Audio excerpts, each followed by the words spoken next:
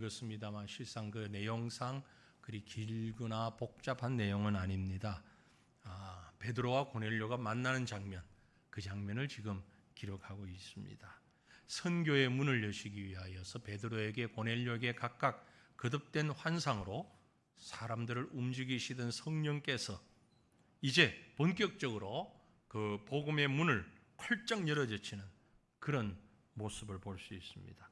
앞부분 즉 10장 1절부터 23절까지 우리가 24절부터 봤잖아요. 1절부터 23절까지는 어떤 면에서 보면 선교의 문을 열기 위하여서 문 빗장을 풀고 문고리를 풀고 열쇠를 열고 뭐 이런 작업이었다면, 이제 24절부터는 문을 그야말로 활짝 열어젖히는, 실질적으로 그 선교라고 하는 문을 활짝 열어젖히는 그런 모습을 볼 수 있습니다. 조금 더 크게 보면 사도행전 2장에서 우리가 오순절 성령 강림 사건 기억하시죠? 아주 엄청난 일이 일어났는데 사도행전 2장에 버금갈 만한 사건이 금방 읽은 이 말씀입니다. 사도행전 10장에 2장은 오순절 성령 강림 사건 우리가 아주 잘 압니다. 익히 알고 있는데 그게 버금갈 만큼 아주 중요한 사건이다라는 겁니다. 2장의 성령 강림 사건은 예루살렘에서 일어난 일이라면 이 10장의 성령 강림 사건은 가이사랴에서, 2장은 유대인들의 대상이라면 10장에서는 이방인들을 대상으로 일어난 성령의 역사다, 그렇게 볼 수 있습니다. 자, 앞에서 말씀드린 대로 이제 본문의 내용을 좀 들여다보면요, 성령께서 지금 뭘 하고 계시는 거 아니까 중매를 하고 있습니다. 중개자로서 성령의 중재로 만들어진 환상적인 만남, 남자와 여자의 만남, 중매가 아니고 베드로와 고넬료를 지금 중매하고 있는 거예요.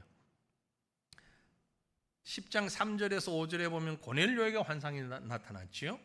그리고 또 10장 9절에서 16절에 보면 베드로에게 나타났죠, 환상이. 그 각각의 환상을 준 이가 성령, 동일하신 성령입니다. 성령께서 고넬료에게, 베드로에게 각각 환상을 주셨다가 이제 이 둘을 만나게 하시는 겁니다. 우리가 이건 말씀 조금 앞에 이제 보면 22절에 거룩한 천사의 지시를 받아서 고넬료가 보낸 사람들이 베드로에게 가서, 천사의 지시를 받아 베드로에게 가서 베드로가 본 환상의 의미가 무엇인가를 생각하고 깨닫게 되는 겁니다.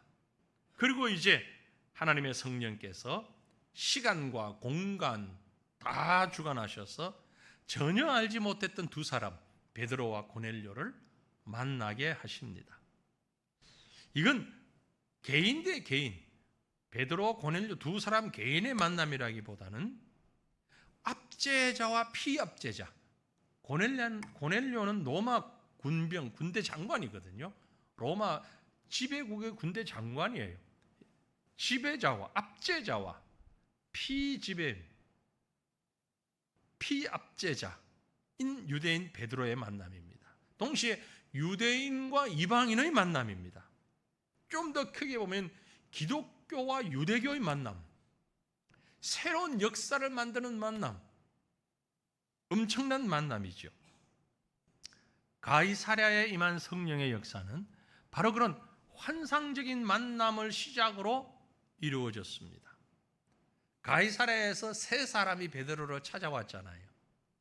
그리고 요빠에서부터 베드로와 함께 동행한 사람이 있습니다. 베드로 이외에 6사람. 그러니까 가이사랴에서 왔던 3사람, 베드로와 함께 가는 6사람, 베드로까지 7사람, 10명이 요빠에서부터 가이사랴, 고넬료가 있는 가이사랴까지 갑니다. 그 거리가 얼마만큼 되는고 하니까 약 50km가 되는데, 오늘날 50km야 뭐 차 타고 슝 가면 1시간이면 갈 수 있는 거리가 되겠지만 이 당시로서는 그렇지 않아요. 이 당시로서는 이 거리가 작은 거리, 짧은 거리가 아닙니다. 하룻밤 자고 가야 되는 거리예요. 근데 제가 왜 이 말씀드리는 거 하니까 여러분 한번 생각해 보세요. 지금 10명이 생판 모르는 사람, 생판 모르는 사람들이에요. 3명은 알고 이쪽 7명은 알지만 더군다나 이 그룹은 지금 유대인과 이방인의 그룹이에요. 아주 서먹서먹한 그 사람들이 1박 2일을 가이사랴로 가면서 무슨 말을 했을까요? 어떤 분위기였을까요? 어쩌면 아주 서먹한 모습일 수도 있고 어쩌면 아주 화기애애한 모습일 수도 있어요. 둘 중 하나일 수는 있는데 그 상황을 정확히 묘사를 해놓고 있지는 않습니다. 성경이. 아마 화기애애한 모습이었을 가능성도 매우 커요.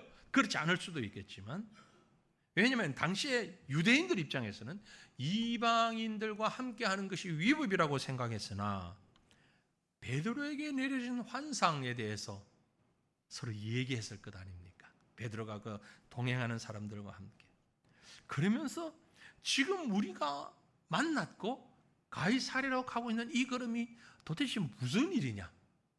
마치 담이 허물어지는 것 같은, 벽이 허물어지는 것 같은 그런 묘한 감정을 가지고 설레임을 가지고 지금 1박 2일의 길을 걸어서 가이사랴로 가고 있는 겁니다. 하나님의 성령이 임할 때에, 하나님의 성령이 역사할 때에 사실 담은 허물어지게 되어 있습니다. 이 세상에 자연적인 힘이 강하게 와도 담은 허물어집니다. 지진이 나도 홍수가 나도 좋지 못한 모습이지만 하물며 하나님의 성령께서 역사하시면 인간이 아무리 견고하게 쌓은 담도 허물어질 수밖에 없다 하는 걸 우리가 꼭 기억했으면 좋겠습니다. 허물어진 사이로 이제 두 사람이 만납니다. 그런데 그 만남은 단순히 베드로와 고넬료의 만남이 아니라 모두가 하나님 앞에 서 있는 그런 만남입니다. 하나님 앞에 서는 역사적인 만남이다. 이렇게 볼 수 있죠. 고넬료의 집에 도착했습니다. 어떤 일이 일어나는 거 아닌가? 깜짝 놀랄 일이 벌어집니다. 고넬료가 베드로의 발 앞에 엎드려서 그를 맞이합니다. 세상에 여러분 보세요. 고넬료가 베드로의 발 앞에 엎드려서 25절에 마침 베드로가 들어올 때에 고넬료가 맞아 발 앞에 엎드려 절하니, 이건 정말 기가 막힌 모습이죠. 고넬료가 누굽니까? 로마 군대 장관이라고 그랬어요. 베드로는요, 유대인 어부 출신의 평범한 촌부. 누구에게 무릎을 꿇어야 됩니까? 정상적이라면 피지배 국가의 유대인인 베드로, 정복자인 이방인 로마의 군대 장관 고넬료, 누가 누구에게 무릎을 꿇는 게 맞습니까? 베드로가 고넬료에게 사회적인 지위로 본다면 무릎 꿇는 게 당연하죠. 그런데 역으로 고넬료가 베드로에게 무릎을 꿇었어요. 들어오는 걸 보고 베드로가 감격하며 깜짝 놀라서 뭐라고 얘기하는 거 아니? 26절에 베드로가 일으켜 이르되 일어서라, 나도 사람이라. 일어나세요. 난 보잘것없는 한 사람에 불과한데 어찌 내 앞에 무릎을 꿇습니까? 이렇게 세우고 안으로 들어가니까 방 안에는 사람들이 가득해서 그 가득한 사람이 누구냐면 이방인들이죠. 로마 사람들 혹은 헬라 사람들, 이방인들이 가득합니다. 베드로는 깜짝 놀랐을 겁니다. 베드로 자신이 본 환상, 유대인으로서 이 자리에 오게 된 이 사건, 이 정황, 이 모든 것이 스치면서 깜짝 놀라는 거죠. 이어서 고넬료가 말을 합니다. 어떻게 해서 베드로를 청하게 되었는지 자초지종 설명을 하고 그 자리에 모인 사람들 전체를 대신해서 너무너무 감격스러운 고백을 합니다.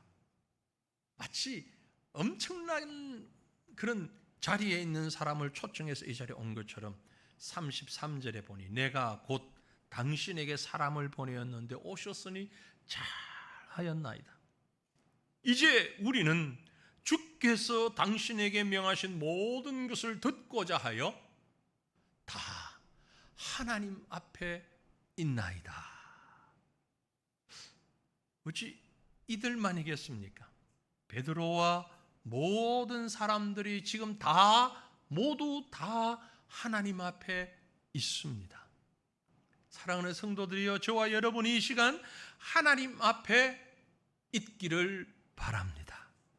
고넬료의 그 감격, 고넬료와 함께 했던 이방인들의 감격, 그들의 입에서 잘 오셨습니다. 하나님께서 여기까지 인도하셨습니다. 이제 우리가 당신을 통해서 하시는 말씀을 듣기 위하여 다 하나님 앞에 있나이다.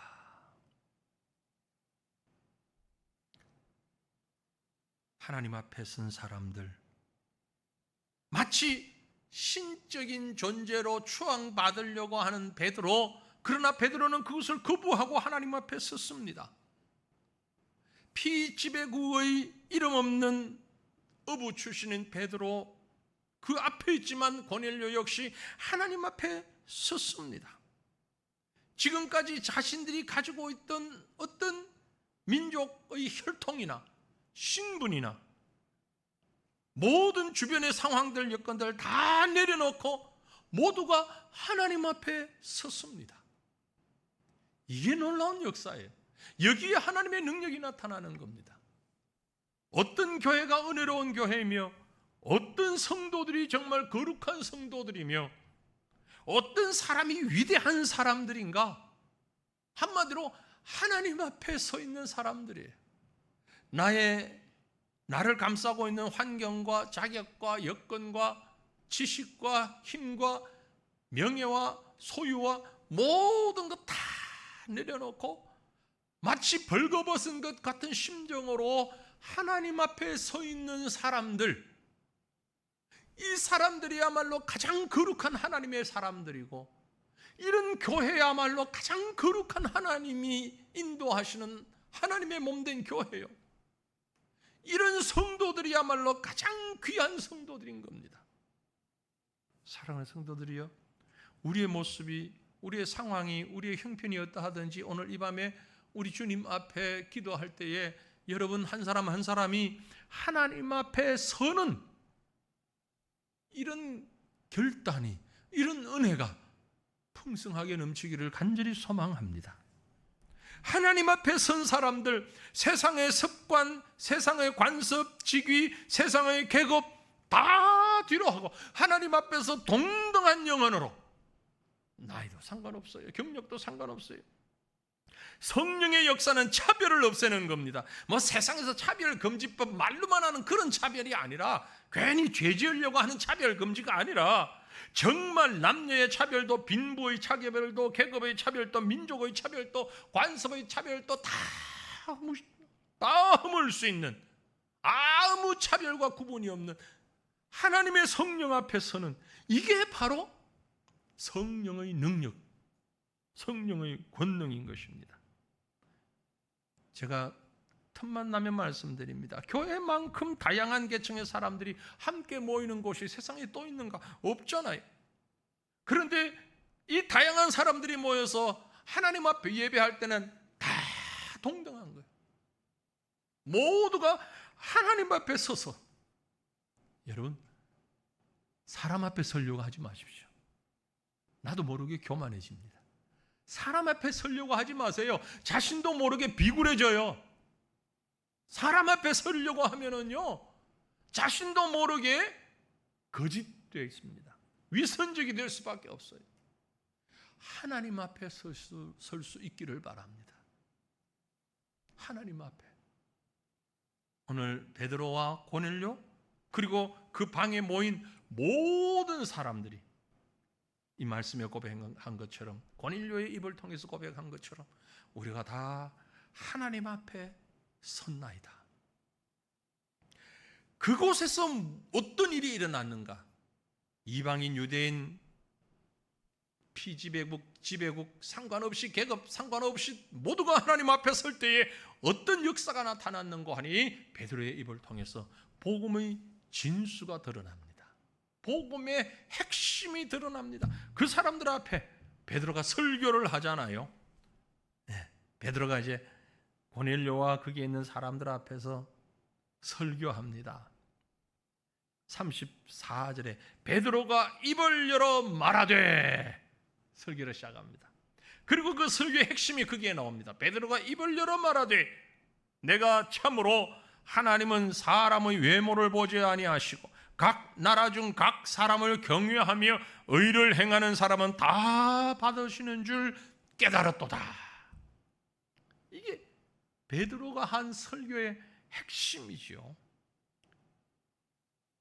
입을 열어서 하나님의 말씀을 전하는데 설교 제목은 뭐라고요? 하나님은 사람을 외모로 보지 아니하신다. 설교 제목이 사람을 외모로 보지 아니하신다. 각 나라 중 하나님을 경외하며 의를 행하는 사람은 다 받으신다. 이제 이렇게 설교가 시작되는 겁니다. 그러면서 복음을 얘기합니다. 외모를 보지 아니하시는 하나님, 그 하나님의 가장 핵심적인 모습이 나타나는 게 뭐냐? 복음. 36절을 보면 예수님의 생애에 대해서 말씀합니다. 만유의 주가 되시는 예수님, 만유의 주, 유대인뿐만이 아니고 헬라인, 이방인 모든 자의 주인이 되신다. 그 주님은 화평의 복음을 우리에게 전하셨다. 36절에 그렇게 말씀하고 있잖아요. 만유의 주 되신 예수 그리스도로 말미암아 화평의 복음을 전하셨사. 이스라엘 백성과 이방 백성과 모든 사람 사이에, 하나님과 사람 사이에, 사람과 사람 사이에, 사람과 만물 사이에 화평을 이루셨다. 그 예수님이 곧 화평일 뿐만이 아니라 이스라엘 자손들에게 보내신 말씀이다. 말씀이 육신이 되셔서 이 땅에 오셨다. 그 예수님은 성령과 능력의 기름 부음 받으신 메시아, 바로 그분이시다. 38절 말씀이 얘기하고 있죠. 그가 두루다니며 선한 일을 행하시고 마귀에게 눌린 모든 사람을 고치셨으니 이는 하나님과 함께 하셨기 때문이다. 그리고 많은 기적과 이적을 행하셨다. 능력으로 기름 부으셨다. 그 예수님이 39절에 보면 나무에 달려 돌아가셨다. 신명기에 보면 나무에 달려 돌아가셨다는 얘기는 저주받았다는 얘기입니다.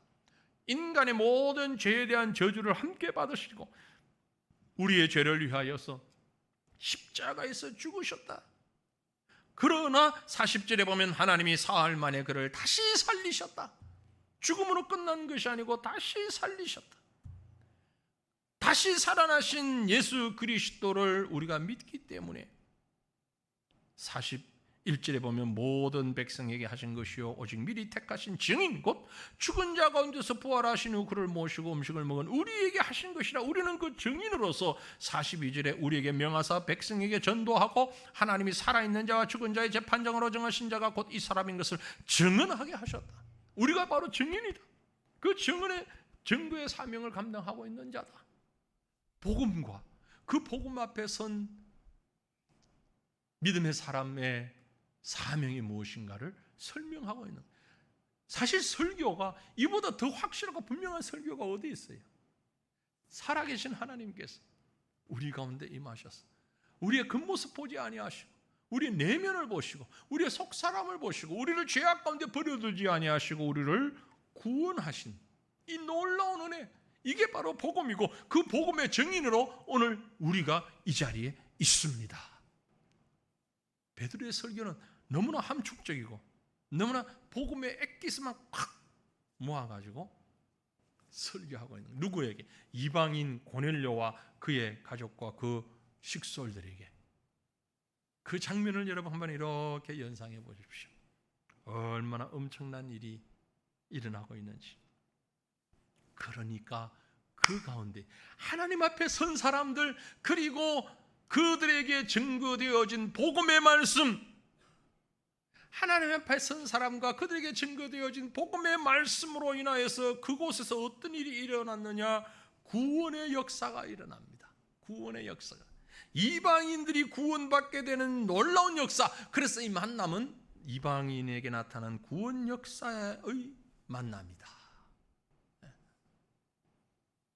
성령이 임합니다. 성령이 마가의 다락방에 기도하던 자들에게 하나님의 성령이 임했던 것처럼 베드로와 고넬료, 유대인과 이방인이 한자리에 모여가지고 예수 그리스도의 복음을 얘기하고 하나님이 사람을 외모로 취하지 아니하신다는 그 내용을 증거하고 이 복음의 증인으로서의 사명을 얘기할 때에 그들 가운데 하나님의 성령이 임합니다. 44절에 베드로가 이 말을 할 때에, 이 설교를 할 때에 성령이 말씀 듣는 모든 사람에게 내려왔다.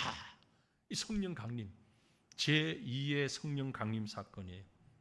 오순절날 한 곳에 모여 기도할 때 성령이 임하였고, 사마리아에서 사도들이 안수할 때도 성령이 임하였고, 오늘 본문에서 설교를 들을 때 이방인들에게도 성령이 임하였습니다. 성령이 임하는 모습이 눈으로 나타났습니다. 그래서 요빠에서 베드로와 같이 왔던 사람들, 이들은 이미 할례 받고 예수 믿게 된 사람들인데 이들도 깜짝 놀랐다고 기록하고 있습니다. 세상에 이런 일이, 어떻게 이런 일이 나타날 수 있느냐?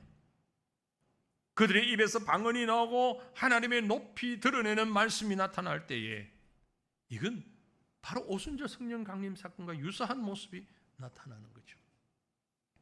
그래서 그곳에서 세례가 이루어지죠. 47절에 보니까 베드로가 이르되 이 사람들이 우리와 같이 성령 받았으니 누가 능히 물로 세례 베품을 금하리요? 금할 수 있느냐? 명하고 예수 그리스도의 이름으로 세례를 베풀라? 세례를 베풉니다. 이방인이지만 그들에게 세례 베푸는 역사가 나타납니다. 더 나아가서 이어 말하기를 세례받고 그들이 베드로에게 며칠 더 머물기를 청하였다. 이제 주 안에서 완전한 형제가 됐어요. 이제는 이방인, 유대인 의미 없어요. 뭐 로마 군대 장관 의미 없어요. 다 주 안에서 한 형제가 되어서 며칠 더 함께 머물기를 청하였다. 얼마나 엄청난 일이 나타납니까? 이것이 바로 성령이 중매하여서 만들어진 만남의 모습이었습니다.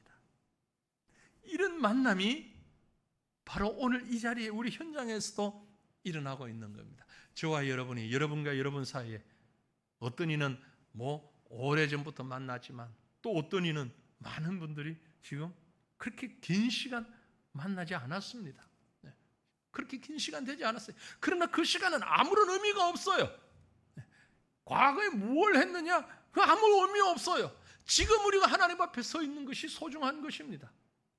우리 세가천기의 43년 역사 가운데 참 온 사람, 나간 사람, 천국 간 사람, 태어난 사람, 많은 사람들이 시간을 지나가면서 이렇게 만나고 헤어지고 만나고 헤어지고 하지만 지금 이 순간 우리에게 허락하신 이 만남은 하나님의 성령께서 인도하신 만남인 줄로 우리는 믿습니다. 우리의 과거가 어떠했든지 우리의 현재 형편이 어떠하든지 우리는 다 하나님의 성령께서 만나게 하셨어요. 베드로와 고넬료가 하나가 되어서 성령 충만한 그 모습 생각하십시오. 여기 우리 중에는 베드로하고 고넬료만큼 맞지 않는 사람은 없습니다. 그래도 이 둘은 거리를 따지자면 엄청난 동과 서에서 떨어진 거예요. 우리는 다 같은 민족이잖아요. 다 그저 여기서 1시간 안에 있는 곳에서 살고 있는 사람들이잖아요. 다 같은 말을 쓰고 베드로 고넬료에 비하면 훨씬 가까운 사람들이에요. 그런데 하나님께서 우리를 이렇게 만나게 하셨어요. 성씨도 다르고 혈통도 다르고 다 다르지만 만나게 하셨어요. 하나님의 성령께서 우리를 만나게 하셨으니 이제 우리 가운데서 가장 중요한 것은 그리스도의 복음. 이보다 더 중요한 건 없어요. 정치적인 문제 중요하지 않습니다. 경제적인 문제 그리 중요하지 않습니다. 가장 중요한 것은 복음의 문제입니다. 우리 가운데 가장 은혜 가운데 나누어져야 될 것은 복음이에요. 다른 건 나누려고 하지 마십시오. 인생 경험 조금씩 나눌 수 있겠지요. 하지만 그게 첫 번째가 되지는 않습니다. 사업을 할 때 노하우 그것도 얘기할 수 있겠지요. 자녀 교육의 노하우, 그것도 서로 도움 줄 수 있겠죠. 그러나 그 어떤 것보다도 가장 핵심적인 것은 복음이에요. 예수 그리스도예요. 예수 그리스도를 나눌 때에 우리 가운데 동일하신 하나님의 성령께서 임하셨어. 30년 전에 예수 믿은 사람, 3년 전에 예수 믿은 사람, 함께 하나님의 성령이 임하셨어. 우리가 한 가족 되게 하나가 되도록 믿음의 형제 자매로 삼으시고 견고한 믿음의 공동체로 삼아주시는, 이것이 바로 성령께서 인도하시는 만남의 모습인 겁니다. 고넬료와 베드로의 만남을 통해 오늘 우리 모두의 만남이 주 안에서 아름답게 세워진 만남인 것으로 알고 견고한 믿음으로 하나가 되는 우리 교회, 우리 성도들, 우리 모두가 될 수 있기를 우리 주님의 이름으로 축원합니다. 우리 함께 기도하기를